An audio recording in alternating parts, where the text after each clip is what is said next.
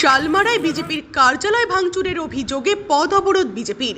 শুক্রবার সকাল 11টা থেকে শালমারা বাজার সংলগ্ন এলাকায় দিনহাটা শালমারাগামী মূল রাস্তা অবরোধ করে টায়ার জ্বালিয়ে বিক্ষোভ প্রদর্শন করে বিজেপি কর্মী সমর্থকেরা। বিজেপির দিনহাটা 6 নম্বর মণ্ডল সভাপতি তরণীকান্ত বর্মনের অভিযোগ, গতকাল রাতের অন্ধকারে শালমারা বাজারে বিজেপির দলীয় কার্যালয় ভাঙচুর ও বাজারের বিভিন্ন জায়গায় লাগানো ফ্লেক্স, দলীয় পতাকা খুলে দেয় তৃণমূল কংগ্রেসের হারমাদরা।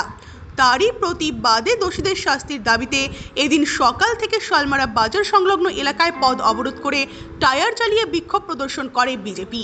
তবে এই বিষয়ে দিনহাটা 2 নম্বর ব্লক তৃণমূল কংগ্রেস সহ সভাপতি আব্দুল সত্তার বলেন, তৃণমূল কংগ্রেসের বিরুদ্ধে ওঠা অভিযোগ ভিত্তিহীন।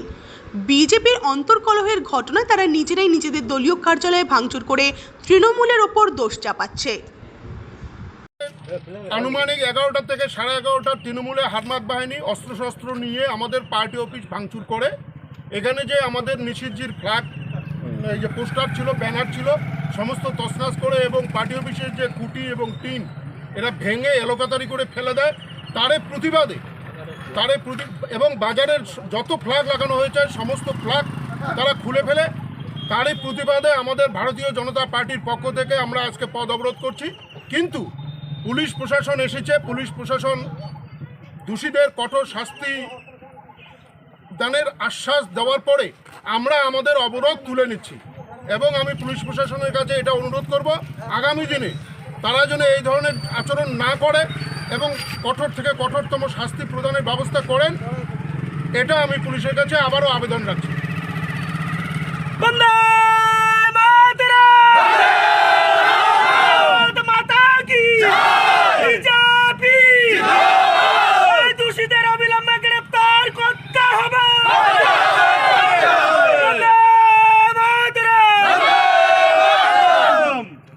প্রচারে যাব, সবাই দিকে যাব, কিন্তু এই ফ্লেক্স ফেস্টুন ছেড়ে এটা কোন অপসংস্কৃতি শুরু করেছে এটা আমার মাথায়। ঠিক আছে, আমার তো কথা একটাই,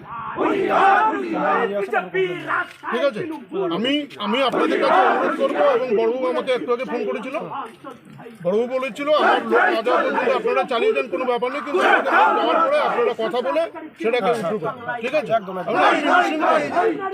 নিশ্চিন্ত থাকুন। কিন্তু ব্যাপার হচ্ছে যারা দোষী, কালকে রাত্রি 11টা 11:30টার দিকে আমরা তখনই ওদেরকে আক্রমণ করতে পারতাম, কিন্তু ল অ্যান্ড অর্ডারটা আমরা হাতে নেব, আমরা আইন হাতে নেব। আমি ছেলেদের বলে দিচ্ছি ওরা কি করছে করুন না, আমরা কালকে সকালবেলা দেখি, সকালবেলা হয়েছে। হ্যাঁ ঠিক আছে, তখন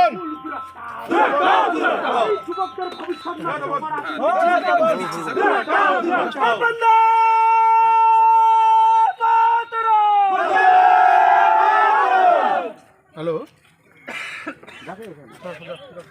হ্যাঁ হ্যালো, হ্যাঁ বলুন বলুন বলুন, আমি শুনতে পাই। ঠিক আছে ঠিক আছে, আমি অবরোধ তুলে নিচ্ছি, পাবলিকের স্বার্থে আমি তুলে নিচ্ছি। আমি আপনাদের কাছে যেটা রিকোয়েস্ট করব সেটা হচ্ছে ফার্দার, ঠিক আছে ঠিক আছে ঠিক আছে, আমি অনুরোধ করব ওদেরকে অ্যালার্ট করব। মানে এটা দিনাটা 2 নং ব্লকের 6 নম্বর মণ্ডল সভাপতি। আমি তো জানি না ওদের কোথায় কোথায় মণ্ডল আছে, ওদের তো সাংগঠনিক বিষয়টা আমাদের জানা নেই। কিন্তু যে অভিযোগটা করছে সেটা সম্পূর্ণ ভিত্তিহীন অভিযোগ।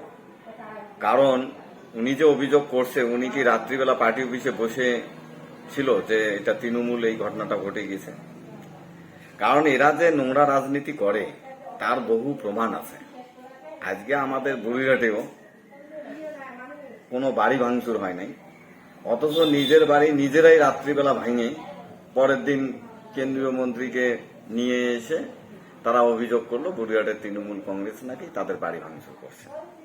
তো শালমারার ক্ষেত্রে রাতের অন্ধকারে ওদের পার্টি অফিস ওরাই ভেঙেছে, যেহেতু পায়ের তলার মাটি নেই বিজেপির। আজকে যে নিশীথ প্রামাণিক দ্বিতীয়বারের জন্য কুচবিহারের যে প্রার্থী হয়েছে, সেই 19-এর আবহাওয়া আর 24-এর আবহাওয়া রাত দিন ফারাক, সেটা উনি নিশ্চয়ই বুঝে গেছেন যে কোথাও কিন্তু তার মাটি নাই। একদিকে তাদের নিজেদের মধ্যে অন্তর্কলহ, পুরনোদের কোনো গুরুত্ব নেই, তৃণমূলের যেগুলো ছাট মাল, যারা দুর্নীতি করছে, যারা দলের নেতৃত্বকে গুরুত্ব দেয় নাই, এই ধরনের যে লোকগুলো দল থেকে বেরিয়ে গেছে, তাদেরকে নিয়েই এখন নিশীথ প্রামাণিক দৌড়াচ্ছে। স্বাভাবিক কারণে সেখানে যে ঘটনা অভিযোগ করছে সেটা সম্পূর্ণ ভিত্তিহীন। এটা তাদের দলীয় কার্য, তারা নিজেরাই ভেঙে তৃণমূলের ঘাড়ে দোষ চাপানোর একটা চক্রান্ত করছে। কি নাম দাদা, কোন দায়িত্ব আছে? আর নাম আব্দুল সাত্তার, দিনহাটা 2 নং ব্লক ভাইস প্রেসিডেন্ট।